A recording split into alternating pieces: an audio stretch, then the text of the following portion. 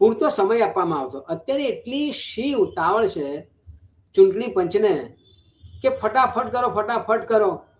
કારણ એવું બતાવ્યું કે ના ગુજરાતમાં સ્થાનિક સ્વરાજની ચૂંટણીઓ આવવાની છે. અરે ભાઈ, આ ગુજરાતમાં 2 વર્ષ મોડી ચૂંટણીઓ થઈ છે. સ્થાનિક સ્વરાજની ચૂંટણીઓ હવે કઈ ચૂંટણી તમે વાત કરો છો? એ 10,000 ગામડાઓના સરપંચ નહોતા, વહીવટદારો હતા, તારે કઈ સૂચતું નહોતું તમને? 2 વર્ષ મોડી થઈ છે. તો હવે તમને કઈ ઉતાવળ આવી છે?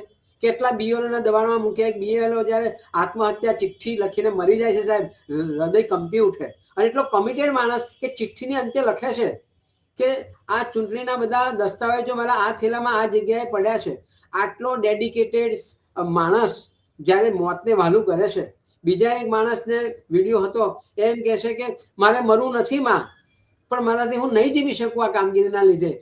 એવું ચૂંટણી પંચને શું ઉતાવળ આવી ગઈ કે ફટાફટ તમે કરવા માંગો છો?